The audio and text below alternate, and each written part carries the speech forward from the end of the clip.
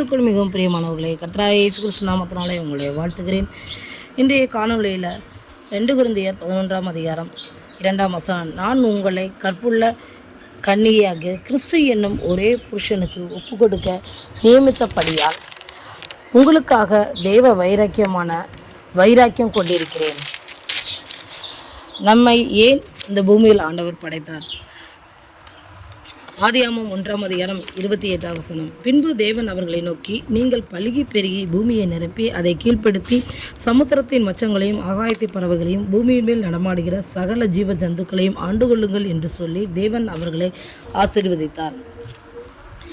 அதனால்தான் தேவனாகிய கர்த்தர் மனுஷன் தனிமையாய் இருப்பது நல்லதல்ல, ஏற்ற துணையை அவனுக்கு உண்டாக்குவேன் என்று சொல்கிறார். ஆண்டவர் நம்மை பழுகி பெருகி பூமியை நிரப்பும்படி நம்மை உண்டாக்கினார். அதற்காக மாத்திரமல்ல, மல்கியாவில் சொல்லப்பட்டது போல பக்தியுள்ள சந்ததியை பெறும்படி நம்மை உண்டாக்கினார். இந்த காணொலியில் நம்மை ஏன் ஆண்டவர் படைத்தார் என்பதை குறித்து ஒரு முழுமையான விளக்கத்தை நம் பிரதர் MD ஜெகன் அவர்கள் இந்த காணொலியில் பேசியிருக்கார்கள். பாருங்கள், கேளுங்கள், அது உங்களுக்கு மிகவும் பிரயோஜனமாக இருக்கும். நல்ல தகப்பனே, சர்வ வல்லமை உள்ள எங்கள் ஆண்டவரே, இந்த அருமையான வேலைக்காய் ஸ்தோத்திரம். நாங்கள் கூடி வரும்படி நீர் பாராட்டின தயவுக்காக உமக்கு நன்றி. தேவனாகிய கர்த்தர் இந்த மத்தியான வேளையிலும் எங்களோடு கூட இடைபடும்படி நாங்கள் செபிக்கிறோம். கிருபையுள்ள கரத்தில் எங்களை தாழ்த்துகிறோம். வழி நடத்தும் ஆசீர்வதியும் எங்கள் ஆண்டவர் இயேசு கிறிஸ்துவின் நாமத்தில் பிதாவே, அல்லேலூயா.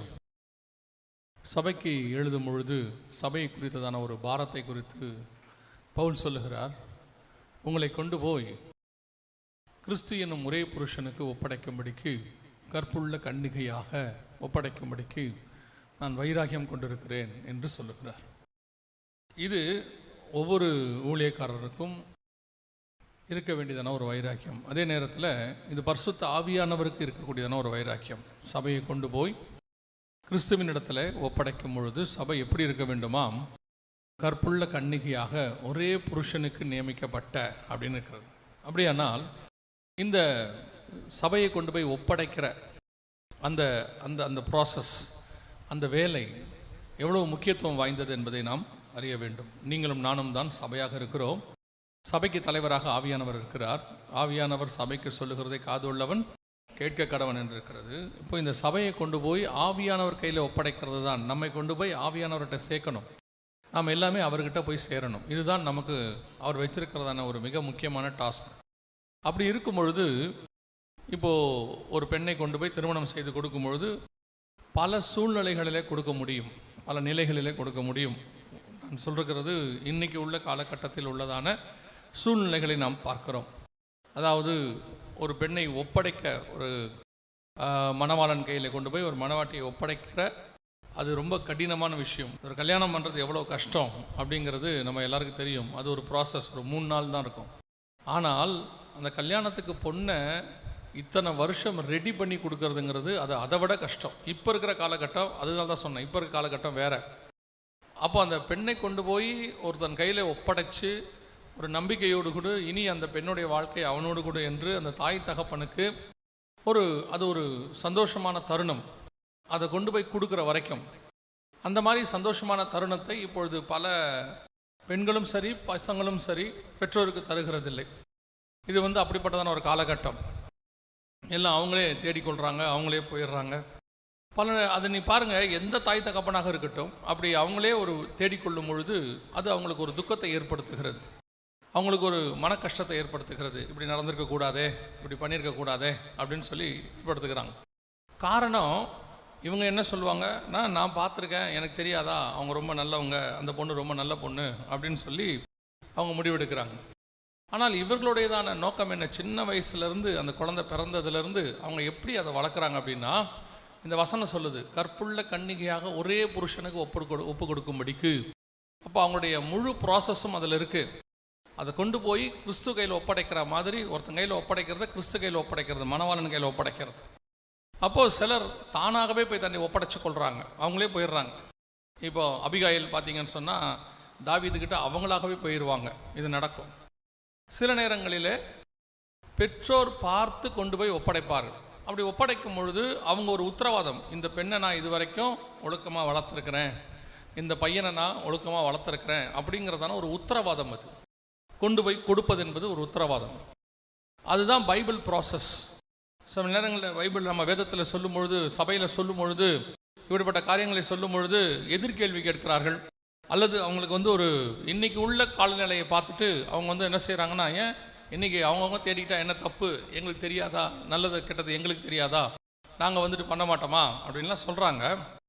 அது அவங்களுக்கும் தேவனுக்கும் உள்ளது. அதே நேரத்தில் இந்த ப்ராசஸ்னு ஒன்று இருக்குது. அதாவது அப்படி கொண்டு அவங்களாக ஒப்படைக்கிறதான ஒரு ப்ராசஸ் அப்படி இருக்கு. இதைத்தான் பவுல் சபைக்கு சொல்லுகிறார், கற்புள்ள கன்னிகையாக உங்களை ஒப்படைக்கும்படி நான் வைராக்கியம் கொண்டிருக்கிறேன். அப்போ அந்த பெண் அது வரைக்கும் அந்த தகப்பன் கையில், அந்த பெற்றோர் கையில் இருந்து அங்கே போய் சேரணும். அப்போ இவங்க என்ன செய்கிறாங்க, ஒரு உத்தரவாதம் கொடுக்குறாங்க, கற்புள்ள கன்னிகை அப்படின்னு சொல்லி கொடுக்குறாங்க. இந்த உத்தரவாதத்தை சபைக்கு நாம் கொடுக்க முடியுமா? வேதத்தில் வாசிக்கும் பொழுது அப்படி கொண்டு போய் ஒப்படைச்ச ஒரு சில மனவாட்டிகளை நாம் பார்க்கிறோம். கொண்டு போய் ஒப்படைக்கிறாங்க. ஒப்படைக்கும் போது அதில் ஒரு உத்தரவாதம் இருக்கிறது. அதுக்கு பின்னால் தேவனுக்கு ஒரு திட்டம் இருக்கிறது, ஏன் ஒப்படைக்கிறோம் அப்படின்னு சொல்லி. வாசிங்க, முதலாக ஆதியாகமத்தின் புஸ்தகம் 2ஆம் அதிகாரம் 22வது வசனம் வாசிங்க. தேவனாகிய கர்த்தர் தாம் மனுஷனில் எடுத்த விலா எலும்பை மனுஷியாக உருவாக்கி அவளை மனுஷனிடத்தில் கொண்டு வந்தார். ஆண்டவர் நினைச்சிருந்தா என்ன பண்ணியிருக்கலாம், அந்த எலும்பை பக்கத்திலேயே செஞ்சிருக்கலாம். அவன் அயர்ந்த நெத்திரியாக இருக்கும் பொழுது பக்கத்திலே செஞ்சிருக்கலாம். செஞ்சு அவன் முழித்து பார்க்கும் பொழுது, இப்போ யாக்கோபு காலையில் எழுந்திரிச்சு பார்க்கும்போது அது லேயால் அப்படின்னு சொல்லி பார்க்குறோம். அந்த மாதிரி இப்போ காலையில் அல்லது நித்திரை தெளிந்து ஆதாம் பார்க்கும் பொழுது பக்கத்தில் இருக்கிறது யாருன்னு பார்த்தா ஒரு பெண் இருக்குது. அப்போ அவன் இது யார் அப்படின்னு கூட கேட்டிருக்கலாம். ஆனால் வசனம் சொல்லுது, அவளை வேற எங்கேயோ செஞ்சிருக்கிறார், கொஞ்சம் தூரமாக தள்ளி செஞ்சிருக்கிறார், தோட்டத்துக்கு வெளியே செஞ்சிருக்கிறார்.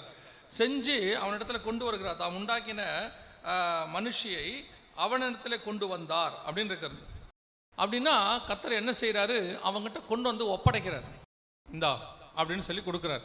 இதுக்கு ஈக்குவலான வசனம் தான் 2 கொரிந்தியர் 11:2-3 கற்புள்ள கன்னிகையாக ஒரே புருஷனுக்கு ஒப்படைக்கும்படி அப்படின்னு இருக்கிறது. அப்போ இந்த இடத்துல கர்த்தர் கொண்டு ஏவாளை கொடுத்ததுக்கு, அவங்களை கொண்டு ஒப்படைச்சதுக்கு என்ன காரணம், அதுக்கு என்ன ஒரு பர்பஸ். இப்போ ஆண்டவர் பார்த்தீங்கன்னா 1ஆம் அதிகாரம் கடைசி வசனத்தில் எல்லாவற்றையும் செய்து முடித்தார் அப்படின்னு இருக்கு. 2ஆம் அதிகாரம் 2ஆம் வசனத்தில் 7ஆம் நாளில் நிறைவேற்றி அப்படின்னு இருக்கிறது. அதற்கு பிறகு தான் வசனம் சொல்லுது, தோட்டத்தை உண்டாக்கி தோட்டத்தில் மனுஷனை வச்சு அந்த மனுஷனுக்கு ஏற்ற துணையை உண்டாக்குவேன்னு சொல்லி ஏவாளை கொண்டு வருகிறார் என்று சொல்லி வாசிக்கிறோம். அப்போது மனுஷனிடத்தில் கொண்டு வந்ததுக்கான நோக்கம் என்ன, கொண்டு ஒப்படைச்சதுக்கான நோக்கம் என்ன, கொண்டு வந்தார் அப்படின்னு இருக்கிறது. இந்த நோக்கத்தை தெரிஞ்சால்தான் நீங்கள் என்ன செய்ய முடியும், 2 கொரிந்தியர் 11 சொல்லப்பட்டதான விஷயத்தை புரிந்து கொள்ள முடியும். காரணம் என்ன அப்படின்னா, முதல்ல கர்த்தர் இந்த ஒரு மனவாட்டியை தான் உண்டாக்கி மனுஷன்ட்டு கொடுத்தார். இது ஃபெயிலியர் ஆயிடுச்சு ஒரு இடத்துல. இந்த ஃபெயிலியரை சக்ஸஸ் பண்ணுற வேலையை தான் பவுல் சொல்கிறார். முன்னாடி நடந்து முடிஞ்சிருச்சு, ஏன்னா பின்னாடியும் அவர் சொல்கிறாரு. 3வது வசனத்தை வாசிங்க, 2 கொரிந்தியர் 11:3 வாசிங்க. சர்ப்பமானது தந்திரத்தினாலே, அப்போ இது ஃபெயிலியர் ஆயிடுச்சுங்கிறார். ஃபெயிலியர் ஆயிடுச்சு இந்த ப்ராசஸ். இப்போ ஆண்டவர் கொண்டு கொடுத்த ப்ராசஸ் ஃபெயிலியர் ஆயிடுச்சு அப்படிங்கிறார். இந்த ஃபெயிலியரான ப்ராசஸை திருப்பி கர்த்தர் சக்ஸஸ் பண்ண விரும்புகிறார். அப்போ சக்ஸஸ் பண்ண விரும்பும் போது அந்த விருப்பத்தை பவுலும் சொல்கிறார், எனக்கு அப்படி கொண்டு போய் ஒப்படைக்கணும்னு ஆசைப்படுறேன் அப்படிங்கிறார். அப்போ கர்த்தர் கொண்டு அப்படி ஒப்படைப்பதுக்கு ஆசைப்பட்டதுக்கு என்ன, அது ஒரு திட்டம் இருக்கும் இல்லையா, ஒரு விஷயம் இருக்கும் இல்லையா, அப்படி ஒப்படைப்பதற்கு என்ன காரணம் அப்படின்னு சொன்னால் வாசிங்க. அந்த 2-3 காரணங்களை ஆண்டவர் உண்டாக்குகிறார், அந்த காரணங்களுக்காக கொண்டு வருகிறார். வாசிங்க, ஆதியாகமத்தின் புஸ்தகம் 1ஆம் அதிகாரம் 28வது வசனம் வாசிங்க. தேவன் அவர்களை நோக்கி, நீங்கள் பலுகி பெருகி பூமியை நிரப்பி. முதலாவதாக என்ன செய்யணும், பலுகி பெருகி பூமியை நிரப்பி. இதான் ஆண்டவருடைய ஃபர்ஸ்ட் பிளான். அவங்க மேல வச்ச முதல் பிளான். 2 பேரும் இப்போ ஒன்னா தான் இருக்கிறாங்க. மல்கியா 2:15 சொல்லுது, அவர் ஒருவனை அல்லவா படைத்தார், பின்ன ஏன் ஒருவனை படைத்தார், தேவ பக்தி உள்ள சந்ததியை பெரும்படி தானே அப்படின்னு இருக்கு. அப்போ தேவனுடைய திட்டம் என்ன, பலுகி பெருகி பூமியை நிரப்புதல். இதான் ஃபர்ஸ்ட் பிளான் கர்த்தர் ஏவாளை கொண்டு கொடுப்பதற்கு. இப்போ பார்க்குறார் ஆண்டவர், ஆதாமை படைச்சாச்சு, பிளான் சொல்லியாச்சு. ஆனால் இந்த பிளானை நிறைவேற்றுறதுக்கு இன்னொரு ஆள் தேவைப்படுது. நீங்கள் அந்த வாசிக்கிறீங்களே ஒரு வசனம், ஏற்ற துணையை உனக்கு உண்டாக்குவேன் என்று சொல்லி ஆண்டவர் சொல்றாருல. 18வது வசனம் வாசிங்க, 2:18. தேவனாகிய கர்த்தர் மனுஷன் தனிமையாய் இருப்பது நல்லதல்ல, ஏற்ற துணையை அவனுக்கு உண்டாக்குவேன் என்றார். இந்த ஏற்ற துணைன்னு இருக்குது இல்லையா, அதாவது அந்த அந்த தரிசனத்தை நிறைவேற்றுறதுக்கு உதவுகிறவர். இவர் இல்லாட்டி அந்த தரிசனம் நடக்காது. அந்த தரிசனத்தை நிறைவேற்றுகிறதான ஏற்ற துணை அவங்க. அப்போ பலிக்கு பெருகணும் அப்படின்னு சொன்னால் முதலாவதாக யார் தேவைப்படுகிறாங்க? இவங்க கற்புள்ள கன்னிகையாக இருக்க வேண்டும் என்று வேதம் சொல்லுகிறது. இப்போ இந்த பலிக்கு பெருகி அப்படிங்கிறதுனால அர்த்தம் என்ன அப்படின்னு பார்த்தீங்கன்னா, இப்போ இவங்க இந்த இடத்துல பலிக்கு பெருகிற கான்செப்டை புரிஞ்சிக்கலை. இப்போ நம்மளுமே பாருங்க, ஒருத்தருக்கு திருமணம் பண்ணி வைக்கிறீங்க அப்படின்னு சொன்னால் எதுக்கு திருமணம் பண்ணி வைக்கிறீங்க? எல்லாம் இந்த வயசானவங்கெல்லாம் அப்பா அம்மாவுக்கு பிள்ளைகளுக்கு வயசான உடனே அவங்க சொல்கிற ஒரு காரணம் என்ன? பொண்ணுக்கு வயசாயிருச்சு, பையனுக்கு வயசாயிட்டே போகுது, அப்போ வயசாகிறதுக்காக கல்யாணம் பண்ணி வைக்கிறவங்க ஒருத்தர் இருக்கிறாங்க. இன்னும் கொஞ்சம் பேர் இன்னொரு வார்த்தை சொல்லுவாங்க. என்ன சொல்லுவாங்கன்னா, நான் சாகிறதுக்குள்ளே பேரப்பிள்ளையை பார்த்துட்டு சாகணும் அப்படின்னு சொல்லுவாங்க. இது அவங்களுடைய நோக்கம். ஸோ எல்லாருக்குள்ளேயும் இருக்கக்கூடியதான ஒரு எண்ணம், நார்மல் எண்ணம் என்ன அப்படின்னு கேட்டிங்கன்னா, தனக்கு பின்னால் ஒரு சந்ததியை பார்ப்பது, அடுத்த ஒரு எனக்கு அப்புறம் என் பையனுடைய வாழ்க்கை அல்ல என் பொண்ணுடைய வாழ்க்கை தொடங்கிடுச்சு, அவங்க பிள்ளைகளை பார்த்துட்டேன், இனி நிம்மதியாக போவேன் அப்படின்னு அவங்க சொல்லுவாங்க. இந்த கான்செப்டை நம்ம எப்படி புரிஞ்சுக்கிறோன்றதான் முக்கியம். இப்போ ஆண்டவரும் அதே தான் சொல்கிறார், நீங்கள் பலுகி பெருகி பூமியை நிரப்புங்கள். அவரும் அதே தான் சொல்கிறார், நீங்கள் குழந்தையெல்லாம் பெற்றுக்கோங்க அப்படிங்கிறார். ஆனால் தேவன் சொல்கிற திட்டம் என்னன்னு நமக்கு தெரியணும். எதுக்காக இதை சொல்கிறாரு? ஆண்டவருக்கு பரலோகத்தில் 1000 தூதர்கள் இருக்கிறார்கள். வசனம் அப்படி தான் சொல்லுது, 1000 தூதர்கள் இருக்கிறாங்க. அவ்வளோ பேர் இருந்தும் தேவ தூதர்களும் சற்று சிறியவனாக்கினார் மனுஷனை. இந்த மனுஷனுக்கு மாம்சமும் ரத்தமும் இருக்குது, ஆனால் இந்த மாம்சமும் ரத்தமும் பரலோகத்தை சுதந்திரிக்காது. அப்படிப்பட்டதான பரலோகத்தை சுதந்திரிக்காத மாம்சத்தை ரத்தத்தை உடையதான ஒரு மனுஷனை பலிகை பெருகுங்கிறார்னா எது வெறும் குழந்தைய பார்க்கறதுக்காக மட்டுமா? இந்த பிள்ளைகள்லாம் நிரம்பி பூமியில் நிரம்ப அப்படியே எங்கே பார்த்தாலும் ஜனங்களாக இருக்கிறத பார்க்கறதா காட்ஸ் பிளானா அப்படின்னா இல்லை. கர்த்தர் அதற்காக மனுஷனை உண்டாக்கவில்லை, அது தேவனுடைய திட்டம், அது அல்ல. இதுக்கு பின்னாடி இருக்கிறது சொல்கிறது தான் பலிகி பெருகி. ஆனால் அதுக்கு பின்னாடி கர்த்தருக்கு என்ன இருக்குது அப்படின்னு கேட்டிங்கன்னு சொன்னால், இந்த ஏவாளை கொண்டு வந்து கொடுக்கும் பொழுது ஆதாமிடத்தில் நான் ஒன்று சொல்லியிருக்கிறேன், நீ பலிக்கு பெருகி பூமியை நிரப்புன்னு சொல்லியிருக்கிறேன், இந்த திட்டத்தை நீ நிறைவேற்றணும். ஆனால் இதற்கு சில சட்டத்திட்டங்கள் இருக்கிறது, சும்மா நிரப்ப முடியாது. இப்போ நம்மளை பொறுத்த வரைக்கும் சும்மா குழந்தை பிறந்தா ஓகே தான், குழந்தைய நான் 3வது மாதத்துலேருந்து கேட்க தொடங்கிடுவாங்க இல்லையா, ஒன்றும் இல்லையான்னு கேட்பாங்க. ஒரு 6 மாதம் வரைக்கும் இப்போலாம் பொறுத்திருப்பாங்க. அடுத்த கேள்வி கேட்பாங்க, ஏதாவது டாக்டரை பார்க்கறதானே, எங்கேயாவது டாக்டரை பார்க்கறது, ஏன் 6 மாதமாக ஒன்றுமே இல்லை அப்படின்பா. இதெல்லாம் இங்கே ஒரு ப்ராசஸ் இங்கே இருக்கிறவங்களுக்கு. ஆனால் தேவனுடைய திட்டம் அதல்ல, ஏதோ 2 குழந்தைய கொடுத்து இவங்களை ஆசீர்வதிக்கணும் அப்படிங்கிறது அல்ல. அந்த திருமணத்துக்கு பின்னால், அந்த குழந்தை பிறக்கத்துக்கு பின்னால் தேவனுக்கு வேறொரு திட்டம் இருக்கு. மல்கியால சொல்லியிருக்கிறாரு, தேவ பக்தி உள்ள சந்ததியை பெரும்படி. வதன்னு பிள்ளை பிறக்கிறது முக்கியம் இல்லை, அத்தனை பிள்ளையும் தேவ பக்தி உள்ள பிள்ளையா இருக்கணும். அதுதான் கர்த்தருடைய திட்டம். பல்லுகி பெருகி நிரப்பினா என்ன? வெறும் பிள்ளைகளா இருக்கிறது இல்ல, தேவ பக்தி உள்ள பிள்ளை. இன்னைக்கு சபை ஆத்துமாக்களால் நிரம்பி இருக்கணும் நமக்கு ஆசை இருக்குது. ஆனால் அந்த ஆத்துமாக்கள் எல்லாம் தேவ பக்தி உள்ள பிள்ளையா இருக்குதுன்னு தான் பார்க்கணும். வெறும் கூட்டமா இருக்கிறது ரொம்ப முக்கியம் இல்லை. 5000 பேர் இருக்கிறாங்க, 50000 பேர் இருக்கிறாங்க, 5 லட்சம் பேர் இருக்கிறாங்க, இருந்துட்டு போட்டோம். எத்தனை பேர் தேவ பக்தி உள்ள பிள்ளையா இருக்குது? உங்களுக்கு பிறந்திருக்கிற பிள்ளை, நான் சொல்றது ஆவிக்குரிய பிள்ளைகளை குறித்து பேசுகிறேன். சபையில் இருக்கிற பிள்ளைகளில் எத்தனை பேர் எப்பவுமே சபைக்கு வராங்கன்றது முக்கியமே இல்லை, எத்தனை பேர் சபையிலிருந்து பரலோகத்துக்கு வராங்கன்றது தான் முக்கியம். ஆனால் இங்க தேவ பக்தி உள்ள சந்ததி இருக்குதாங்கிறது தான் கேள்வி. எவ்வளோ பேர் இருக்கிறோன்றது முக்கியம் இல்லை. அப்போ ஆண்டவர் எதிர்பார்க்கிறாரு, நீ பலிகி பெருகு. எப்படி பெருகு? தேவ பக்தி உள்ள சந்ததியா பெருகு. இப்போ இந்த திட்டம் இவங்களுக்கு தெரியல. இவங்க என்ன பண்ணிவிட்டாங்க? பழத்தை சாப்பிட்டாங்க, அதனால ஒரு விளைவு வந்துச்சு, பொல்லாங்கன் பிறந்துட்டான். பொல்லாங்கன் பிறந்த உடனே ஆண்டவர் பார்க்குறாரு, இப்போ காயினை வச்சு பலிகி பெருகுனா அது பரலோகத்துக்கு உதவாது, அது தேவ திட்டம் இல்லை. இப்போ ஏதேனுக்குள்ள பார்க்குறாரு, காயினும் இருக்கிறான், ஆபேலும் இருக்கிறானா இல்லையா? சபைக்குள்ள அப்படித்தான், காயினும் இருக்கும், ஆபேலும் இருக்கும். காயினும் காணிக்க கொண்டு வந்தான், ஆபேலும் காணிக்க கொண்டு வந்தான், 2 பேரும் காணிக்க கொண்டு வந்தான். ஆனா இவனை பார்த்தா அவனுக்கு பொறாம இருக்குது, இவனை ஆசீர்வச்சா அவனுக்கு பொறாம வருது. கர்த்தர் இவனை உயர்த்தினா அங்கே பொறாம வருதா இல்லையா? சவுல் கொண்டது 1000, தாவீது கொண்டது 16000. இப்போ சவுலுக்கு பிரச்சனை, அவன் 1000 இருக்கிறது அவனுக்கு பிரச்சனை இல்லை, இவனுக்கு 16000 கொடுத்துட்டாங்க, அதான் பிரச்சனை. இப்போ தாவீதுக்கும் 1000 கொடுத்தாங்கன்னா சவுலுக்கு ஒரு பிரச்சனையும் இல்லை. சவுல் கொண்டது 1000, தாவீது கொண்டது 1000னா அவன் நிம்மதியாக இருந்திருப்பான். இங்கே பிரச்சனை என்ன? இப்போ லேயாளுக்கு குழந்தை பிறகுது, ராகேலுக்கு பிரச்சனை என்னன்னா, லேயாளுக்கு எனக்கு குழந்தை பிறக்கலங்கிறது பிரச்சனை இல்லை, ராகேல் லேயாளுக்கு பிறகுது. ராகேல் சொல்றாங்க, தன் சகோதரிக்கு பிள்ளை பிறக்கிறதை கண்டு அவங்களுக்கு பொறாம வந்துச்சான். அப்படின்னா என்ன அர்த்தம்? இவங்களுக்கு பிறக்கலன்றதுல பாக்கி இல்லை, இப்போ அவளுக்கும் இல்லைன்னா அவங்களுக்கு கஷ்டம் இல்லை. 2 பேருக்கு இல்லை, சோத்திரம், பிரைஸ் தி லார்ட். அங்கே இருந்தால் தான் இப்போ அவங்களுக்கு கஷ்டம். பொறாமை, சவுல், ராகேல், காயின், இவங்கெல்லாம் இந்த கூட்டம். இது சர்ச் எங்கே இருக்குது? ஏதேனுக்குள்ளே இருக்கு, வேற எங்கேயும் இல்லை, ஏதேனுக்குள்ளே இருக்கு. இதுவும் காணிக்க கொண்டாடும், இதுவும் காணிக்க கொண்டாடும், கொண்டாடாமலாம் இருக்காது. சபைக்கு வரும், ஆராதிக்கும், எல்லாம் பண்ணுவாங்க. ஆனால் சபைக்குள்ள உட்காந்துக்கிட்டு இந்த கூட்டம் என்ன? பொல்லாங்கான கூட்டம். ஆனால் கர்த்தர் எதிர்பார்த்தது என்ன? தேவ பக்தி உள்ள சந்ததி. அப்ப கர்த்தர் கொண்டு வந்ததோட நோக்கம் என்ன? உங்களை உள்ள கொண்டதுக்கு நோக்கம் என்ன? தேவ பக்தி உள்ள சந்ததியை பெறும்படி. இதுல என்னது? உங்களை பலிக்கு பெருக சொன்னா, சில நேரத்தில் நம்ம பார்த்துருப்பீங்க, நீங்க ஆண்டவர் வந்து பலிக்கு பெருக சொன்னா இவன் என்ன பண்ணிடுவான்னு கேட்டீங்கன்னா, இன்னொரு மந்தையிலேருந்து ஆழ திட்டிட்டு வந்துடுவான். அதை கொண்டு வந்து இங்கே வச்சுக்கிட்டு பலிக்கு பெறுகிறது. ஆண்டவர் சொல்றாரு, அது தேவ பக்தி உள்ள சந்ததி கிடையாது. அப்புறம் ஒரு 10 வருஷம் ஆயிரும், இந்த மற்ற சபையிலேருந்து வந்தாங்கல்ல, அவங்க வந்தவங்கன்றதை நம்ம மறந்துடுவோம். ஆனால் கர்த்தர் மறக்கவே மாட்டார். அவர் என்ன பண்ணுவார் தெரியுமா?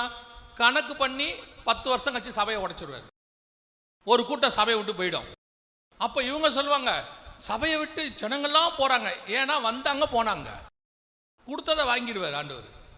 உனக்கென்று நீ விதைத்த மரத்திலிருந்து வர பழம் தான் உன்னுடையது, நீ ஈன பண்ணுகிற ஆட்டுக்குட்டி தான் உன்னுடையது, நீ விதைக்கிற விதையிலிருந்து வரக்கூடியதான மணிகள் தான் கோதுமை மணிகள், இன்னொருத்தந்து உங்களது இல்லை.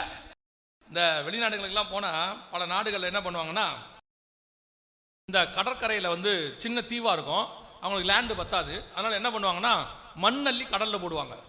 அதுக்கு பேர் ரீக்ளைம் லேண்டுன்னு பேர். அதுக்கு பேர் என்ன சொல்லுவாங்க? Reclaim land. அதாவது அவங்க என்ன பண்ணுறாங்களாமா, அந்த லேண்டை திருப்பி கடல்கிட்ட வந்து வாங்குறாங்களாமா. அதுக்கு பேர் தான் ரீக்ளைம். மண்ணை கொட்டி, டன்னு கணக்கில் மண்ணை கொட்டி கொட்டி கொட்டி ஒரு ஊரை உருவாக்குவாங்க, ரீக்ளைம் லேண்ட். இவங்களுக்கு பைபிள் தெரியாது, அதனால பண்றாங்க. ஆனா வசனம் தெளிவா சொல்லுது, ஆண்டவர் சமுத்திரத்துக்கு என்று ஒரு எல்லையை கூத்து வச்சிருக்கிறார், இது மிஞ்சி வராதுன்னு இருக்கிறாரு. ஆனா இவங்க போய் சமுத்திரத்து எல்லையை என்ன பண்ணிட்டாங்க? குறுக்கிட்டாங்க. அப்படியே சின்னதாக்கி இவங்க மண்ணை போட்டு போட்டு லேண்ட் ஆக்கிட்டாங்க. இப்போ போட்டிருப்பாங்க, ஒரு 50 வருஷம் கழிச்சு ஒரு சுனாமி ஒன்று வரும், வந்து மொத்தமா ஒரே நாளில் தூக்கிட்டு போயிடும். அப்ப இவங்க சொல்லுவாங்க, ஊருக்குள் சுனாமி புகுந்தது. அது புகுர்ல, நீங்க புகுந்ததை விரட்டி இருக்கு. நீங்க 50 வருஷமா அதை எடுத்தது, அது திருப்பி வந்து என்ன பண்ணிருச்சு? எடுத்துருச்சு. அவ்வளவுதான், வேலை முடிச்சு. அதோடைய காரியத்தை அது எடுத்துக்கிச்சு. எடுக்கிறதுக்கு 50 வருஷம் எடுத்துக்கிச்சு, 100 வருஷம் எடுத்துக்கிச்சு. நம்ம 100 வருஷத்துல அதெல்லாம் மறந்துருப்போம் பாருங்க. அதே மாதிரி தான் ஆண்டவர் உங்களை தேவபக்தி உள்ள சந்ததியை பெறும்படி சொன்னா, நீங்கள் தான் தேவபக்தி உள்ள சந்ததியை பெறணும். ஆனால் பிறக்கிறது காயினாக இருக்கக்கூடாது.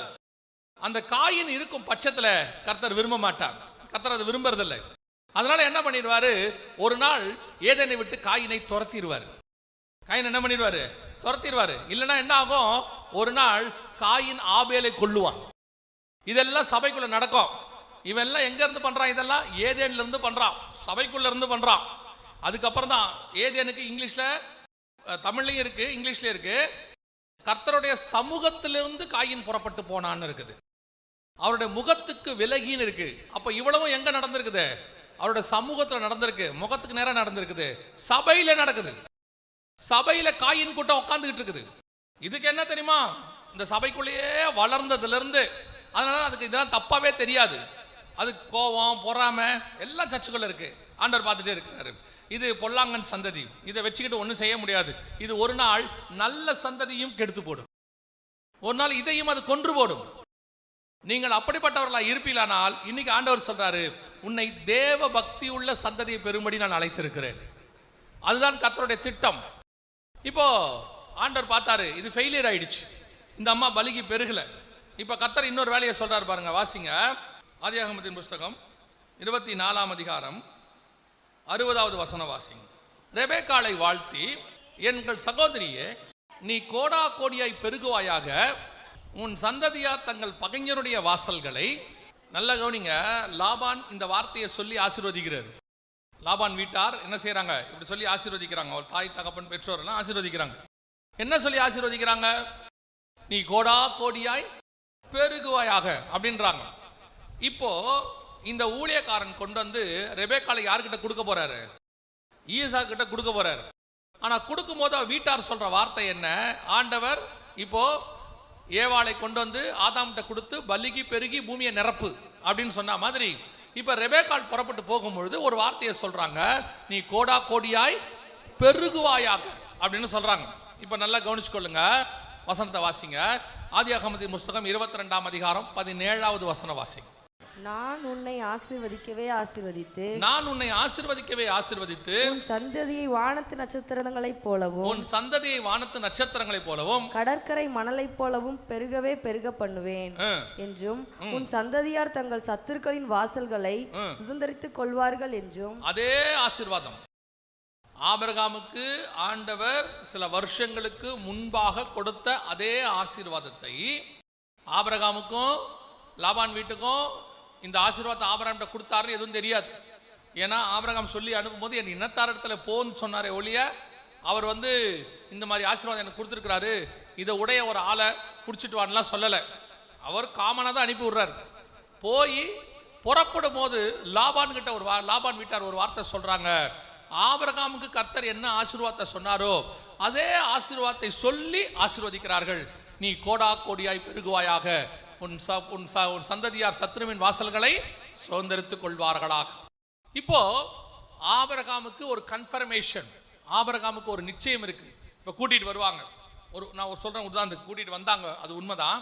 இப்போ அந்த ஊழியக்காரன் போய் ஒருவேளை ஆபிரகாம் கிட்ட சொல்றாருன்னு வச்சுக்கோங்க, இந்த மாதிரி கூட்டிட்டு வந்துட்டா, இந்த மாதிரி ஈசாக்கு அவங்கள கூட்டிட்டு போயிருக்கிறாரு வீட்டுக்கு, மனைவியாக்கி கொண்டாரு, இந்த இவங்க தான் அவங்க மனைவி அப்படின்லாம் காட்டும் போது, எப்படி நீ உறுதி பண்ண, இதுதான் என் பையனுக்கு எப்படி உறுதி பண்ண அப்படின்னு சொல்லி கேட்கும் பொழுது, இப்போ அந்த ஊழியக்காரர் ஒன்று ஒன்றா சொல்லுவார். நான் முதல்ல போனேயா, அங்கே உட்காந்தேன், அந்த இடத்துல நான் ஒரு ஆண்டவர்கிட்ட ஒரு விண்ணப்பம் பண்ணேன், எனக்கும் தண்ணி ஊற்றணும் ஒட்டகத்துக்கும் தண்ணி ஊற்றணும்னு பார்த்தேன்.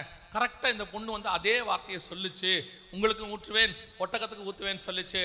சரி, அதுக்கப்புறம் ஆண்டவரே எனக்கு காரியத்தை வாய்க்க பண்ணியிருந்தா நான் போய் அந்த வீட்டாரை பார்க்கணும்னு சொல்லிட்டு அந்த வீட்டுக்கு போனேன். அந்த வீட்டார் உடனே ஒத்துக்கிட்டாங்கய்யா. ஒத்துக்கிட்டது மட்டுமல்ல, போகும்போது இந்த பிள்ளையை ஆசீர்வதிச்சு கோடா கோடியாய் பெருகுவாயாக, உன் சத்துருக்கள் வாசல் உன் சத்துருக்கள் வாசல் சுதந்திரத்துக் கொள்வாருன்னு சொன்னாங்கன்னு சொன்ன உடனே ஆபிரகாமுக்கு ஒரு ஃபிளாஷ் அடிக்கும். என்ன ஃபிளாஷ் அடிக்கும்? இது கர்த்தர் நம்ம கிட்ட சொன்னதில்லவா, இதே வார்த்தையை அவங்க சொல்லியிருக்கிறாங்களே. அப்ப ஆபிரகாமுக்கு ஒரு நிச்சயம் இருக்கு, இது கர்த்தர் கொண்டு வந்த ஈவு. இப்படித்தான் தேவ சித்தத்தை கண்டுபிடிக்கணும். எப்படி கண்டுபிடிக்கணும்? வசனத்தை வச்சு ஆண்டவரோட கண்டுபிடிக்கணும். இப்ப தேவ சித்தத்தை கண்டுபிடுறான்னா என்ன சொல்றான்? நான் போவேன், அந்த வீட்டில் நீல முடி பின்னல் போட்டிருந்தா அது கர்த்தர் கொடுத்தது. தீர்மானம் எடுக்கிறவங்களாம் இருக்காங்க, அப்படி எடுக்கிறவங்களாம் இருக்காங்க. நான் போவேன், பச்சை கலர் புடவை கட்டிட்டு அந்த பொண்ணு காஃபி கொண்டு வந்தா கர்த்தர் சித்தம். எதுக்கு சொல்றேன்னா, இன்னைக்கு தேவ சித்தம்னா என்ன, எப்படி கண்டுபிடிக்கிறது? இன்னைக்கு நம்ம எதை வச்சு கண்டுபிடிச்சிட்டு இருக்கோம் தேவ சித்தத்தை? இல்லைன்னா ஒரு ஊழியக்காரர்கிட்ட போறது, இதுக்கு ஜோமணி சொல்லுங்க, எவ்வளோ அழகா ஆண்டவர் நீட்டா கொண்டாடாரு பாருங்க. அவங்ககிட்ட சில வருஷங்களுக்கு முன்பாக சொன்னதை இன்னைக்கு ரெபேக்காளுக்கு சொல்லி அனுப்புறாங்க. அந்த வார்த்தை அப்படியே இங்க சேருது, இதுதான் கர்த்தர் சித்தம். ஆனா இப்ப ரெபேக்காளுக்கு ஒன்று தெரியும், என்ன சொல்லி அனுப்பி வைக்கிறாங்க? கோடா கோடியாய் பெருகுவாயாக. போய் அங்க கொண்டு விடுறாங்க. ஆனா ரெபேக்காளுக்கு 20 வருஷமா பிள்ளை இல்லை. எத்தனை வருஷமா இல்லை? 20 வருஷமா பிள்ளை இல்லை. ரெபேக்கா கேட்பாங்க ஈசாக்கு கிட்ட, ஏங்க நமக்கு பிள்ளையே பிறக்கலையே. அடுத்து ஈசாக்கு சொல்லுவார் ஒரு வார்த்தை, நானே அப்படிதான், எங்க அம்மாவுக்கு 90 வயசுல தான் பிறந்தேன். அப்படியா சொல்றீங்க? அப்படியா, உங்க அம்மாவுக்கு 90 வயசு? ஆமா, எங்க அப்பாவுக்கு அப்போ 100 வயசு. எங்க ஃபேமிலியில எல்லாருக்கும் அப்படித்தான். நல்லா கவனிச்சு பார்த்தீங்கன்னா, இவங்க வீட்டில் முதல் குழந்தை ஆண் குழந்தை பிறந்தா அவனும் சொல்லுவான், எங்கள் வீட்லேயும் முதல் குழந்தை ஆண் குழந்தை தான். ஏன்னா எங்கள் ஃபேமிலியில் எல்லாருக்கும் முதல் குழந்தை ஆண் குழந்தை பிறக்கும். ஏன்னா ஜெராக்ஸ் போட்டு வச்சுருக்கிறாங்க டாக்குமெண்ட்டு. பெண் குழந்தை பிறந்துச்சுன்னா சொல்லுவான், உங்கள் வீட்டில் எல்லாருக்கும் பெண் குழந்தை, அதனால தான் பெண் குழந்தை பிறந்துச்சு. இதெல்லாம் பிரித்து வச்சுருக்கிறாங்க. அந்த மாதிரி இப்போ ஈசாக்கு சொல்லியிருப்பார், எனக்கே நான் எங்கள் அம்மாவுக்கே 90 வயசு தான் பிறந்தேன், ஒன்றும் கவலைப்படாத. ஆனால் எங்கள் அம்மா அவசரப்பட்டு என்ன பண்ணாங்க, இந்த ஆகாரம் கொண்டதுனால இஸ்மவேல் எங்கள் அண்ணன் பெரிய பிரச்சனை பண்ணிக்கிட்டு இருக்கிறான் அப்படின்னு உடனே ரெபேக்காள் வெயிட் பண்ணிக்கிட்டே இருப்பாங்க. ஒரு நாள் வரும், அந்த வாக்குத்தத்தம் எனக்கு நிறைவேறும். இப்போ அவசரப்பட்டு சாராள் என்ன பண்ணிட்டாங்க, ஆண்டவர் சொல்றாரு, நிச்சயமாக நான் உனக்கு ஒரு குமாரனை தருவேன். இதே வார்த்தையை தான் ஆபிரகாம் கிட்ட சொல்றாரு 15ஆம் அதிகாரத்துல. ஆண்டவர் சொல்லும் போது 15:5 வாசிங்க. ஆதியாகமம் 15:5 வாசிங்க. அவர் அவனை வெளியே அழைத்து, நீ வானத்தை அண்ணாந்து பார், நட்சத்திரங்களை எண்ண உன்னாலே கூடுமானால் அவைகளை எண்ணு என்று சொல்லி, பின்பு அவனை நோக்கி, உன் சந்ததி இவ்வண்ணமா இருக்கும் என்றார். இதுதான் ரெபேக்காள்கிட்ட சொல்லுது, கோடா கோடியாய் பெருகுவாயா. இப்ப இந்த வாக்கு தத்தத்தை ஆபிரகாமுக்கு சொன்ன ஆண்டவர் இதை போய் அவர் சாராள்கிட்ட சொல்லியிருக்கணும். சாராளோ அவசரப்பட்டு என்ன பண்ணிவிட்டாங்க, தேவ பக்தி உள்ள சந்ததிக்கு பதிலாக ஒரு துஷ்ட மனுஷனை கொண்டாந்துட்டாங்க உள்ள. யாரை கொண்டாந்துட்டாங்க? துஷ்ட மனுஷன். சில நேரங்களில் கர்த்தர் உங்களுக்குன்னு வச்சது வர வரைக்கும் வெயிட் பண்ணணும். அது எத்தனை வருஷமாக இருந்தாலும் வெயிட் பண்ணணும். கர்த்தருக்கு தெரியும், இவ்வளோ கொடுத்த ஆண்டவர் சில காரியங்களை தாமதிக்கிறார் என்றால் அவர் நம்ம நன்மைக்காக தான் அதை தாமதிப்பார். கர்த்தர் கருத்தில் தீமை என்பதே கிடையாது. அவருக்கு ஈசாக்க கொடுக்கணும்னு தெரியும். உற்பவ காலத்தில் கண்டிப்பாக தருவார். அந்த காலம் வரைக்கும் நம்ம என்ன பண்ணணும்? நான் ஈசாக்குன்னு சொல்றது வெறும் குழந்தைக்காக மட்டும் சொல்லுறேன். அது குழந்தைக்கும் பிறக்கும்.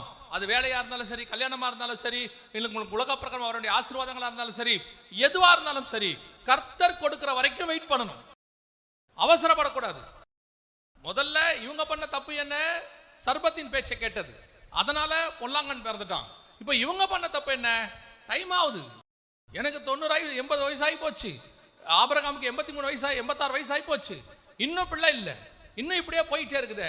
என்ன நீங்க இப்படி கொஞ்சம் கூட கவலை இல்லாமல் இருக்கிறாங்களே, எங்களுக்கு ஒரு பிள்ளை இல்லையே, பிள்ளை இல்லையே. அவசரம்.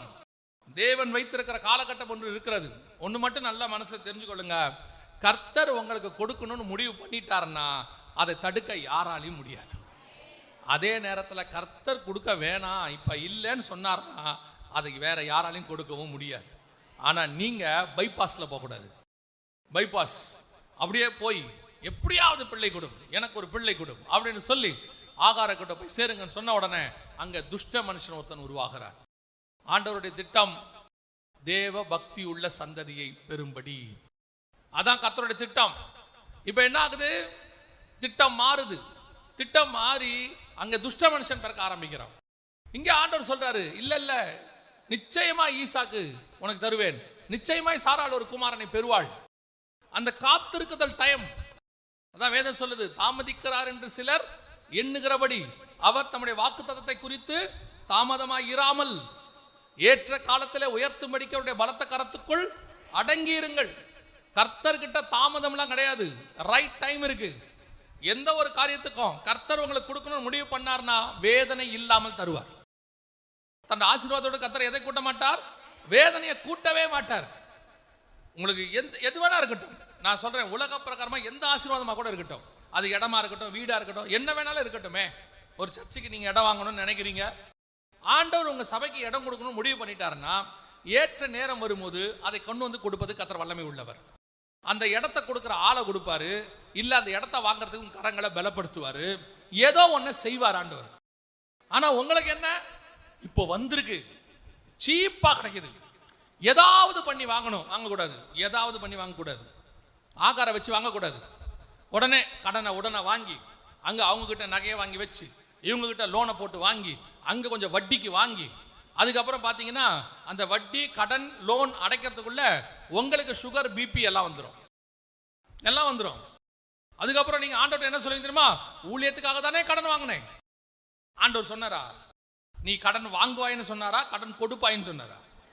நீயோ கடன் வாங்காது இருப்பாய். இந்த மாதிரி நான் சொல்றது ஒரு உதாரணத்துக்கு தான் சொல்றேன்.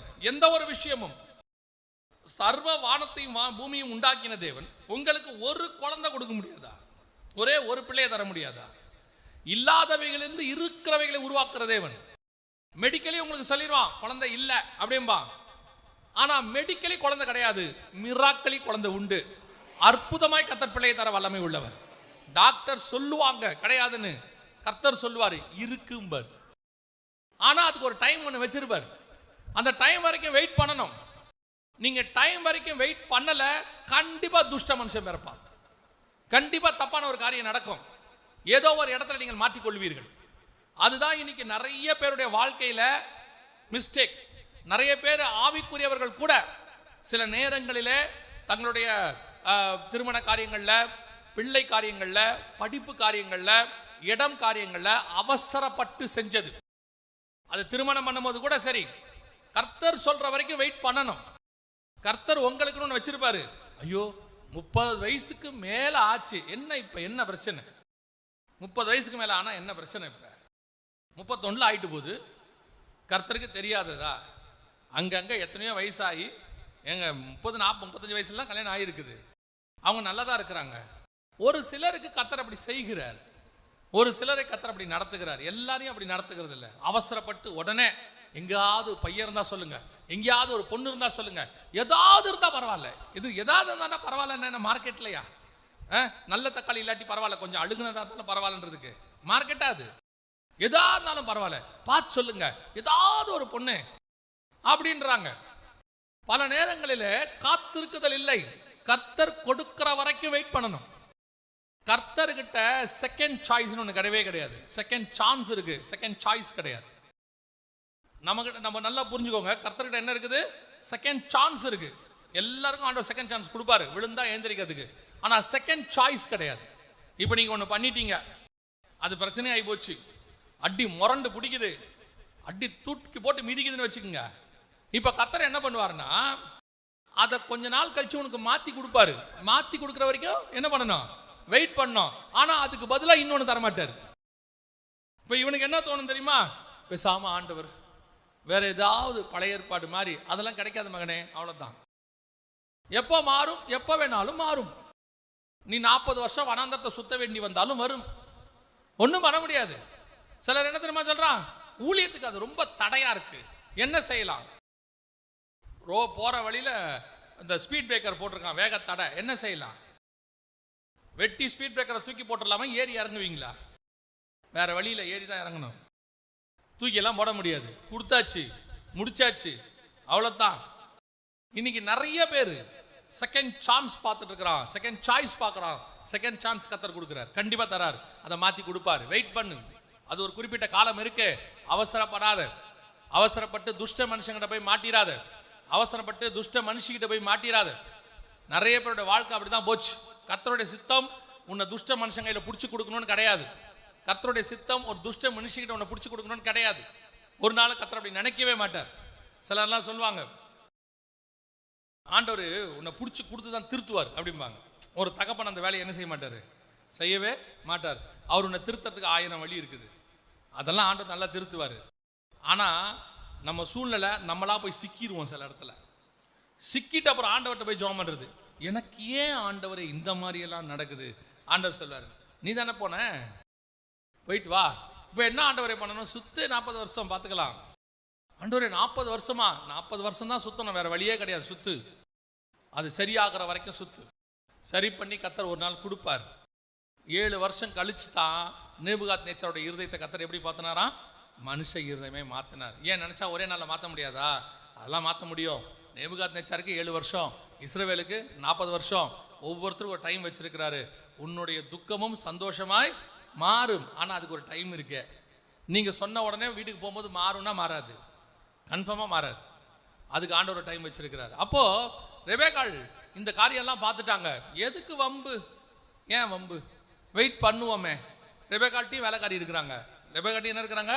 வேலைக்காரமாக நிறைய பேர் இருக்காங்க. சாராள்ட்டையும் வேலைக்காரமாக இருந்தாங்க. இந்த அம்மா பார்த்தாங்க, உடனே இந்த அம்மா பார்த்துச்சு. ரெபேக்காள் அந்த பேச்சே கிடையாது, எந்த வேலைக்காரமும் கிடையாது. அப்புறம் பிள்ளை இல்லாட்டியும் பரவாயில்ல, நம்ம வீட்டுக்கு இன்னொரு வேலைக்காரமாக இல்லை, அவ்வளோதான், முடிஞ்சு. இல்லை உன்னை மலடி என்று சொல்வார்கள், அவன் என்ன வேணாலும் சொல்லட்டும், உனக்கு இன்னொன்று இல்லை, அவ்வளோதான், நீ நம்ம கூட தான் இருக்கிற கடைசி வரைக்கும். ஆமாம், அவ்வளோதான். நீங்கள் போய் பாருங்கள், எல்லா இடத்துலையும் பேசுகிற ஆபிரகாம், சாராள் வந்து சொல்லுவாங்க வேலைக்காரியோடு கூட சேரும் அப்படின்னு, உடனே ஒரு வார்த்தை பேச மாட்டார். ஏம்மா இப்படி சொல்கிற, ஏன் இப்படி சொல்கிற, பார்க்கலாம், கொஞ்ச நாள் வெயிட் பண்ணலாம், அதெல்லாம் சொல்லவே மாட்டார். அதனால தான் பின்னாடி ஆண்டவர் சொல்லுவார், நீ உன் மனைவியின் பேச்சுக்கு செவி சாய்த்தபடியினால். சில ஆட்கள் இதுக்கெல்லாம் உடனே செவி சாய்ப்பான். நீங்கள் கணவரை சொல்லி பாருங்கள், ஏங்க காலையில் சாயங்காலம் வெளியே போனோம், கொஞ்சம் சீக்கிரம் வான்னு சொல்லுங்கள், வரமாட்டான். லேட்டாக தான் வருவாப்பில், 6 ஆகும் 7 ஆகும், அதுக்கு ஒரு காரணம் சொல்லுவாப்பில். அதே நேரத்தில் வீட்டை விட்டு வெளியே போகணுன்னு சொல்லுங்கள், உடனே போயிடுவாப்பில். என்னன்னு கேளுங்க, நீ தானே சொன்ன. அந்த ஆளுக்கு எதை கேட்கணும் எதை கேட்கக்கூடாதுன்னு நல்லா தெரிஞ்சு வச்சிருக்கிறாரு. வீட்டை விட்டு போகிறதுன்னா அவ்வளோ சந்தோஷம். சில ஆட்கள்லாம் சட்டையும் கையுமா நின்றுக்கிட்டே இருப்பாப்புல, போகலாமான்னு கிளம்பிடுவாப்புல. உடனே அவங்க கேட்பாங்க, என்ன உடனே கிளம்பிட்டீங்க? வரத்துக்கு தான் லேட் ஆகும், போகிறதுக்கு லேட்டே ஆகாது. வீட்டை விட்டு உடனே கிளம்பிடுவான் மனுஷன். யோசிச்சு பாருங்க, இந்த மாதிரி ஆப்ஷனை ஈசாக்குக்கு ரெபேக்காள் தரவே இல்லை. அப்படி ஒரு ஆப்ஷனே கிடையாது. 20 வருஷம் குழந்தை இல்லை. ஈசாக்கு 60 வயசாயிருச்சு. வசனம் சொல்லுது, ஏசாவும் யாக்கோவும் பிறக்கும் பொழுது ஈசாக்கு 60 வயது உள்ளவனாயிருந்தான். கிட்டத்தட்ட 20 வருஷம் குழந்தை இல்லை. அந்த அம்மா சொல்லுச்சு, இன்னும் 20 ஆனாலும் பரவாயில்ல, பிரச்சனை இல்லை. இந்த வீட்டுக்குள்ள துஷ்ட மனுஷன் கிடையாது, இந்த வீட்டில் பொல்லாங்கன் கிடையாது. நான் எதற்காக உள்ளே வந்திருக்கிறேன் தெரியுமா? தேவ பக்தி உள்ள சந்ததியை பெறும்படி. கர்த்தர் அதே நோக்கத்துக்கு தான் இப்போ பவுல் சொல்றாரு, உங்களை கற்புள்ள கன்னிகையாக எதுக்கு கொண்டிருக்கேன் தெரியுமா? தேவ பக்தி உள்ள சந்ததியை பெறும்படி. நீங்க உட்காந்து அநேகர் இந்த பாம்பின் சத்தத்துக்கு செவி சாய்க்கிறவர்கள் இருக்கிறார்கள். என்ன பண்றாங்க? பாம்பின் சத்தத்துக்கு செவி சாய்க்கிறவங்க இருக்கிறாங்க. போய் பாம்பு கூட பேச்சை கேட்டு, இப்போ நீங்க சபைக்குள்ள தான் உட்கார்ந்து இருக்கிறீங்க, தோட்டத்துக்குள்ள தான் இருக்கிறீங்க. ஆனா தோட்டத்துக்குள்ள உட்காந்துக்கிட்டு, சபைக்குள்ள உட்காந்துக்கிட்டு வெளியிருந்து வர பாம்புடைய பேச்சை கேட்கறீங்க. உங்கள் சபையிலே உங்களுக்கு எவ்வளவோ காரியங்களை கர்த்தர் சொல்லி கொடுக்குறார். உங்களுக்கு போஷிக்கிறதுக்கு, உங்களுக்கு போதிக்கிறதுக்கு கர்த்தருக்கு ஒரு திட்டம் இருக்கு. சில நேரங்களில் நமக்கு என்ன தோணும், எங்க சர்ச்சில் இப்படி இல்லை, அந்த மாதிரி அங்கே போய் கேட்குறோம், அந்த போய் பண்ணுறோம், இதை போய் பண்ணுறோம் அப்படின்னு. இப்போ நீங்கள் செய்தி கேட்கறது பரவாயில்ல, ஆனால் யாரை கேட்குறீங்க? டீச்சர்து. அதோட நிறுத்திடணும். இங்கே உங்களுக்கு தகப்பன் இருக்கிறார்ல, அவர் மெய்ப்பன், அவருக்கு எல்லாம் தெரியும் சொல்ல முடியாது. ஆனால் அவரால் ஒன்று பண்ண முடியும், உங்களை பாதுகாத்து பரலோகத்தில் கொண்டு போய் சேர்க்க முடியும். ஒருவேளை உங்களுக்கு அறிவு மிகுதி. பசங்க அடிக்கடி அப்பா அம்மாவை பார்த்து ஒன்று சொல்லுவாங்க, உங்களுக்கு இதெல்லாம் ஒன்றும் தெரியாது, நீங்கள் சும்மா இருங்க அப்படின்பா.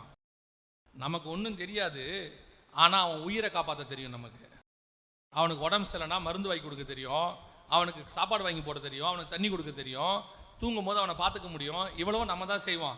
அவர் போய் ஏதாவது கூகுளில் நாலு படிச்சு விட்டு நம்மகிட்ட சொல்லுவார், உங்களுக்கு இதெல்லாம் ஒன்றுமே தெரியாது நாங்கள் அப்படிம்பா. அப்பா அம்மாவுக்கு அது தெரியாது, ஆனால் உனக்கு பாதுகாப்பாக இருக்க தெரியும்.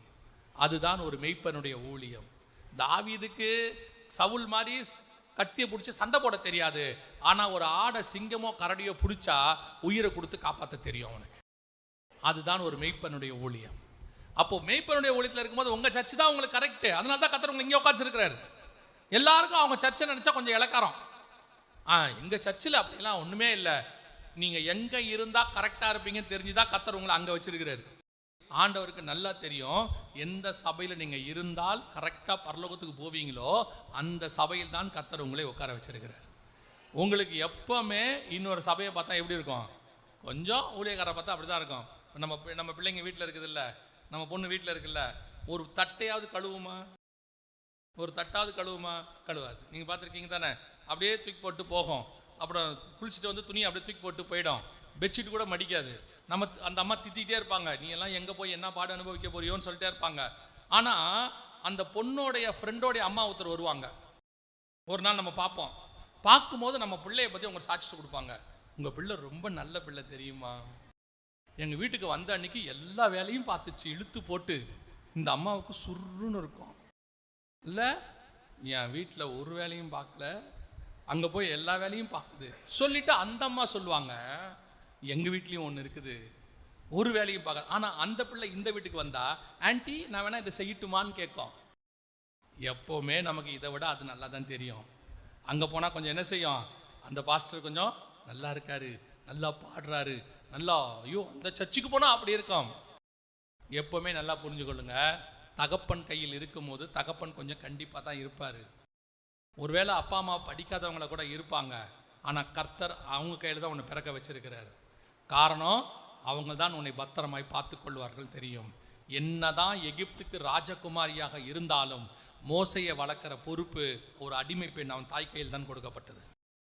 என்ன நினைக்கலாம், ஒரு அடிமை பெண் கையிலா? இல்லை, உன்னை வளர்க்க அவங்களால தான் முடியும். அதே மாதிரி உன் சபையில் இருக்கக்கூடிய போதகரோ அல்லது போதகர் அம்மாவோ அல்லது உன் சபையோ நீ நினைக்கிற அளவுக்கு வசனத்தில் வளரல, இன்னும் அந்த அளவுக்கு இல்லை, அந்த சபையை பார்த்தா அப்படி இருக்கு, இந்த சபை பாஸ்டர் பயங்கர, உனக்கு உன் சபை தான் கரெக்ட். நீ எங்கே இருந்தால் கரெக்டாக வளருவீங்கன்னு கர்த்தருக்கு தெரியுதோ, உங்களை அந்த சபையிலே கர்த்தர் வைத்திருக்கிறார். அதில் உறுதியாக இருங்க. ஒருவேளை நீங்கள் நினைக்கிற மாதிரி, நீங்கள் எதிர்பார்க்குற மாதிரி சில காரியங்கள் இருக்காது, சபையில் நடக்காது, ஒரு வேளை காரியங்கள் நடக்காது. அப்போ நீங்கள் என்ன பண்ணணும் தெரியுமா? உங்கள் சபைக்காக நீங்கள் ஜெபிக்கணும். சபையில் குறைவுகள் இருக்குது, அந்த குறைவுகள் போகணும் தான் நீங்கள் ஜெபம் பண்ணணும். சபையில் குறைவுகள் போகணும்னு ஜெபம் பண்ணணும். குறை இருக்குன்னு சபையை குறை பேசிக்கிட்டே இருந்தீங்கன்னா சபையில் குறை இன்க்ரீஸ் ஆகிட்டே தான் போகும். குறை பேசாதீங்க. ஒருவேளை அப்படி இருக்கா, நீங்கள் நினைக்கிற மாதிரி சபை இல்லை, இன்னும் ஆவிக்குரிய வாழ்க்கையில் வளரணும், இன்னும் வசனத்தில் வளரணும்னு உங்களுக்கு தோணுதா, அதுக்காக நீங்கள் உபவாசம் பண்ணி ஜெபம் பண்ணுங்க. உங்கள் ஒருத்தர் ஜெபத்துக்கு கர்த்தர் பதில் கொடுப்பார். உங்கள் சபையை கர்த்தர் ஆவிக்குரிய வாழ்க்கையில் வளர பண்ணுவார். கிரிட்டிசைஸ் பண்ணாதீங்க. இங்கே எல்லாருக்கும் எல்லாம் தெரியும்னு சொல்ல முடியாது, அத்தனை பேருக்கும் எல்லாம் தெரிஞ்சிருக்கும்னு சொல்ல முடியாது. அதான் உங்களுக்கு சொன்னேன், எனக்கு டீச்சிங் பண்ண தெரியும், அதாவது ஆண்டவர் சொன்னது ஓரளவுக்கு எல்லாமும், அதுவும் இந்த பைபிளில் இருக்கிற எல்லாம் எனக்கு தெரியாது, ஏதோ ஆண்டவர் கொடுத்தது எனக்கு தெரியும். ஆனால் ஒரு சபையை நடத்த என்னால் முடியாது. அதே மாதிரி உங்கள் போதகருக்கு டீச்சிங் வராமல் இருக்கலாம், ஆனால் அவரை மாதிரி சபை நடத்த யாராலையும் முடியாது. ஆண்டவர் அவங்கவுங்களுக்குன்னு ஒரு கிருபையை கொடுத்து வச்சிருக்கிறாரு. அந்தந்த கிருபையின் அளவின்படி தான் அது நடக்கும். ஸோ கர்த்தர் உங்களை எதுக்கு இங்கே கொண்டாந்துருக்கிறார்னா, தேவ பக்தி உள்ள சந்ததி பெறும்படி. நீங்கள் பலிகை பெருகதான் வந்தீங்க, இங்கே வந்துட்டு என்ன பண்ணிட்டு இருக்கக்கூடாது, அதை பார்க்கக்கூடாது, ஆகாரம் பார்க்கக்கூடாது. அவங்களுக்கு குழந்தை பிறக்குது, இவங்களுக்கு குழந்தை. சில நேரங்களில் கர்த்தர் உங்களை அமைதியாக இருக்க சொல்லுவார். சில நேரங்களில் கர்த்தர் உங்களை என்ன செய்வார், ஒன்றும் இல்லாமல் சும்மா இருக்க சொல்லுவார். அமைதியாக இருங்க, கொஞ்ச நாளைக்கு இருங்க. பாருங்க, ராகேலுக்கு குழந்தை இல்லை, ராகேலுக்கு ரொம்ப கோபம் வந்துடுச்சு.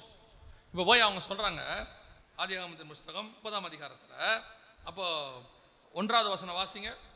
ராகேல் தான் யாக்கோபுக்கு பிள்ளைகளை பெறாததைக் கண்டு தன் சகோதரியின் மேல் பொறாமை கொண்டு யாக்கோபை நோக்கி, எனக்கு பிள்ளை கொடும், இல்லாவிட்டால் நான் சாகிறேன் என்றாள். நல்ல கவனிங்க, கர்த்தர் அவளுக்கு பிள்ளை கொடுக்காம இருக்கிறார். அடுத்த வசனம் வாசிங்க. அப்பொழுது யாக்கோபு ராகேலின் மேல் கோபம் கொண்டு, தேவன் அல்லவோ உன் கற்பத்தை அடைத்திருக்கிறார், நான் தேவனா என்றான். யார் அடைச்சிருக்கிறது? யாக்கோபு தேவ மனுஷன். நல்லா புரிஞ்சுக்கொள்ளுங்க. யாக்கோபு பிரயாணம் பண்ணி போகும்போது அவன் தேவனை சந்திக்கிறான். திருப்பி வரும்போது ஆண்டவர் அவனோடு கூட பேசுறாரு. நிறைய விஷயங்கள் இருக்கு. அவன் கூட கர்த்தர் இருந்து நடத்துறாரு. அவன் டைரக்டா சொல்றான், கர்த்தர் அல்லவோ உன் கர்ப்பத்தை கர்த்தர் அடைச்சிருக்கிறார். அவ்வளவுதான். இப்போ கர்த்தர் ராகேலுக்கு கொடுக்க கூடாதுன்னு நினைச்சாரா, இல்ல இப்ப கொடுக்க கூடாதுன்னு நினைச்சாரா? அப்ப கொடுக்க கூடாதுன்னு நினைச்சாரு. வாசிங்க, அதே 30ஆம் அதிகாரம் 22வது வசனம் வாசிங்க. தேவன் ராகேலை நினைத்தருளினார். தேவன் ராகேலை நினைத்தருளினார். அவளுக்கு தேவன் செவி கொடுத்து அவள் கர்ப்பந்தரிக்கும்படி செய்தார். நல்லா கவனிங்க, ஒவ்வொருத்தரையும் கர்த்தர் ஒவ்வொரு காலகட்டத்தில் நினைக்கிறார். இப்ப வாசிங்க, முந்தின அதிகாரம் 31 வாசிங்க. லேயாள் அற்பமாய் எண்ணப்பட்டாள் என்று கர்த்தர் கண்டு அவள் கர்ப்பந்தரிக்கும்படி செய்தார். அப்ப இதுவும் கர்த்தர் கருத்தில் தான் இருக்கு.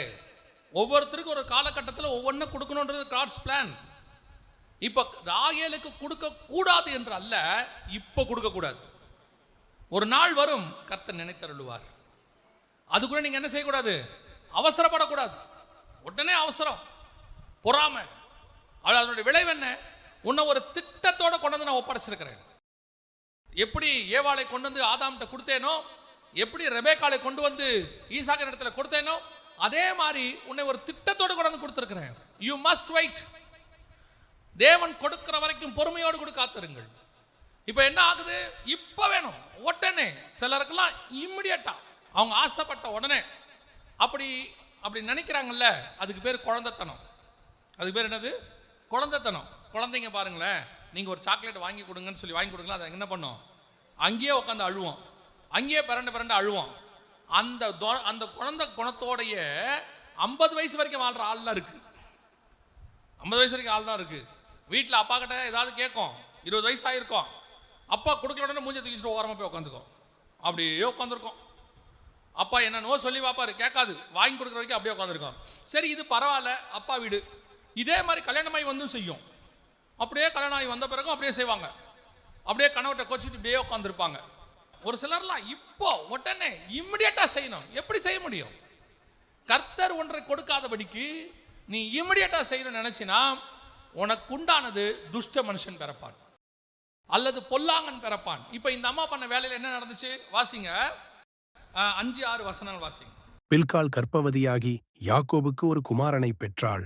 அப்பொழுது ராகேல், தேவன் என் வழக்கை தீர்த்து என் சத்தத்தையும் கேட்டு எனக்கு ஒரு குமாரனை கொடுத்தார் என்று சொல்லி அவனுக்கு தான் என்று பெயரிட்டாள். என்ன குழந்தை பிறந்துச்சு? இந்த வசனத்தை சேர்த்து வாசித்துருங்க. ஆதியாகமம் 49, ஆதியாகமம் 17 வாசிங்க.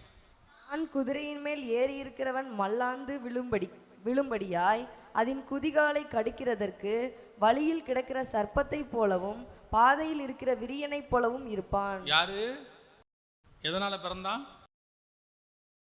கோவம், இமிடியட். எனக்கு இப்ப பிள்ளை வேணும். இந்த தப்பை சாராலும் செஞ்சாங்க, அந்த தப்பை ராகேலும் செஞ்சாங்க. ஆனால் ரெபேக்காள் செய்யலை. ரெபேக்காள் செய்யலை. இதில் என்ன வித்தியாசம் தெரியுமா? சாராள் ரெபேக்காள் கர்த்தர் கொண்டு வந்து விட்டவங்க, ராகேல் யாக்கோபு போய் தேடினது. கர்த்தர் கொண்டு வந்து ஒப்படைக்கும் பொழுது உனக்கு தேவையான எல்லாவற்றையும் கொடுத்து ஒப்படைப்பார். உனக்கு ஆசீர்வாதத்தை கொடுத்து ஒப்படைப்பார். சரி, கொடுக்கல, தேடியாச்சு, ஏதோ ஒரு இடத்துல தப்பு நடந்துருச்சு, சரி பரவாயில்ல. ஆனால் கர்த்தர் சொல்கிறாரு, நான் சரி பண்ணுறேன், நான் நினைத்து அருளுவேன், ஒரு காலகட்டம் வரும், ஜஸ்ட் வெயிட், பொறுமையோடு காத்து, அவசரப்படாத. நீ அவசரப்பட்ட, என்ன தரிசனத்துக்கு உன்னை கொண்டு வந்தனோ அந்த தரிசனத்தை உன்னை கொண்டு நான் செய்ய முடியாமல் போகும். நிறைய பேருடைய வாழ்க்கையில் அப்படி தான் நடந்துருச்சு. நிறைய பேர், ஒரு சிலர்லாம் தேவனத்திலிருந்து மகிமையான தரிசனத்தோடு கூட வந்தார்கள். என் காலகட்டத்தில் நான் பார்த்த ஊழியர்களை சொல்லுகிறேன், மகிமையான தரிசனத்தோடு வந்தாங்க. ஆனால் சில நேரங்களில் அந்த தரிசனத்துக்கு ஒவ்வாத ஆளை அவங்க தங்கள் வாழ்க்கை துணையாக தேர்ந்தெடுத்துட்டாங்க. அதனுடைய விளைவு என்ன ஆச்சு?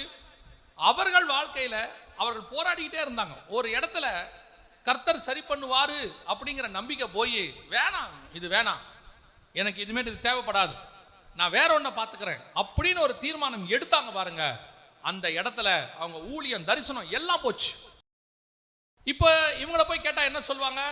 உங்களுக்கே தெரியாதா, 10 வருஷமா நான் போராடுறேன், 15 வருஷமா போராடுறேன், 25 வருஷமா நான் போராடுறேன், இவங்களோட வாழவே முடியாது. ஆண்டவர் சொல்றாரு, யூ மஸ்ட், வாழ்ந்துதான் ஆகணும், வாழ்ந்துதான் ஆகணும். ஏன்? அது நீ தேடினது. சரி பரவாயில்ல, இரு, நான் சரி பண்றேன், அதுக்கு ஒரு டைம் ஆகும், சரி பண்ணி கொடுக்குறேன், கொஞ்சம் வெயிட் பண்ணு. நீ அவசரப்பட்டு நீ போய் தேடிட்டியா, இல்லை யாரோ ஒருத்தர் பேச்சை கேட்டுட்டியா, அல்லது ஏதோ ஒரு காரணத்துக்காக தேடிட்டியா, சரி விட்டு தள்ளு. செய்யக்கூடாததை செஞ்சுட்ட, நடக்கக்கூடாதது நடந்துருச்சு, போகக்கூடாத இடத்துக்கு போயிட்ட, மாட்டக்கூடாத இடத்துல மாட்டிட்ட. அது சிங்க கெபியா கூட இருக்கட்டும், உன்னை கர்த்தர் தூக்கும் அளவும் அமைதியாயிரு. வெளியே கொண்டு வர வரைக்கும் வெயிட் பண்ணுங்க, ஆனால் நிச்சயம் கர்த்தர் வெளியே கொண்டு வருவார். there is a time, நிச்சயமாய் ஒரு நேரம் உண்டு.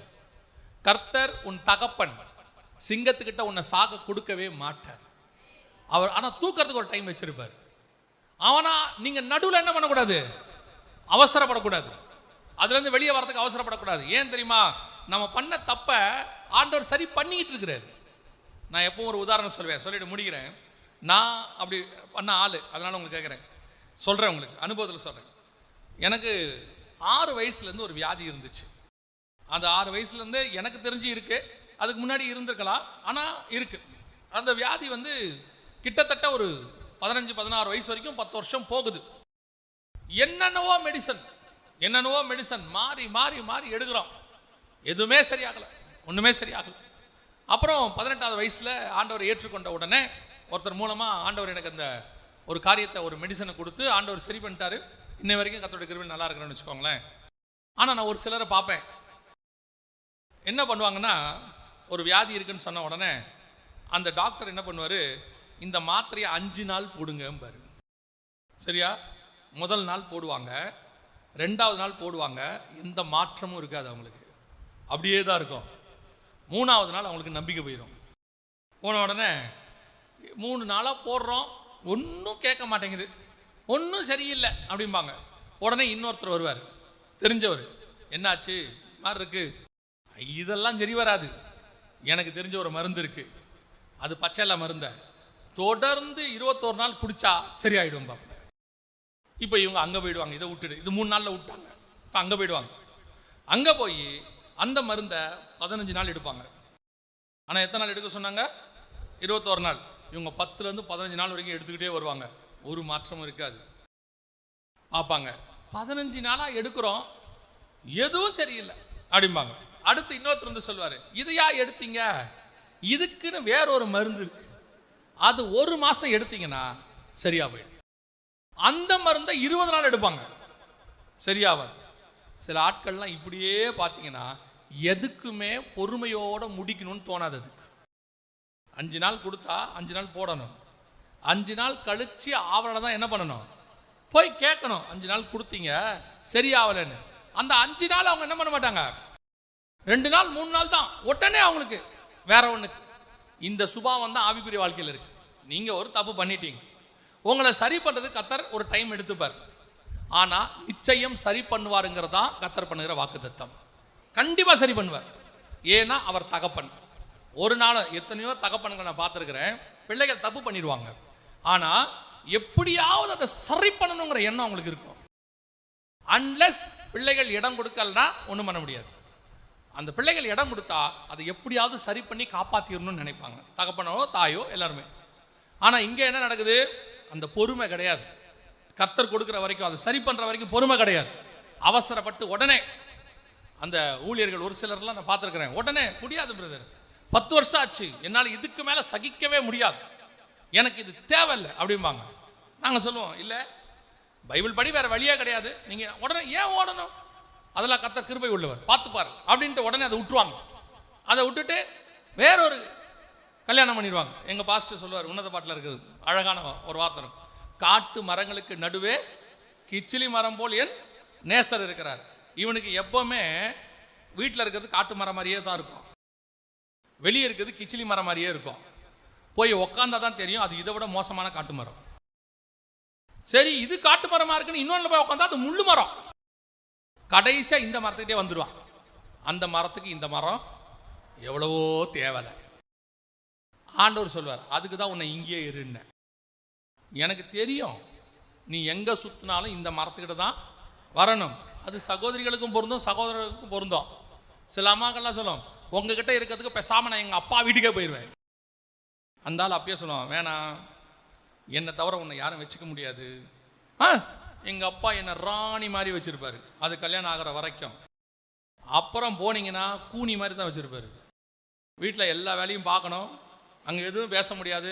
ஏதாவது மீறி பேசினா உங்கள் வீட்டில் இருக்கிற அண்ணி உங்களை வேறு வார்த்தை சொல்லும், ஆமாம் கூட்டுட்டு வந்து இங்கே உட்காந்துருக்கா இவ அப்படின்னு.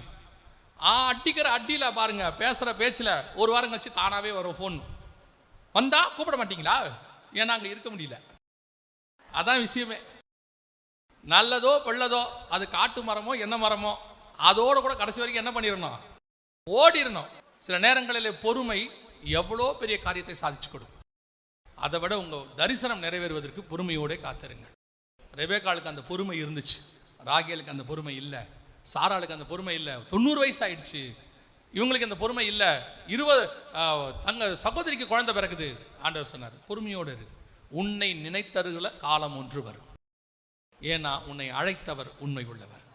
ஒருவேளை ராகேல் யாக்கோபுடைய கூட வந்த ஒரு ஆளாக இருக்கலாம், கர்த்தர் சித்தம் இல்லாமல் கூட இருக்கலாம்.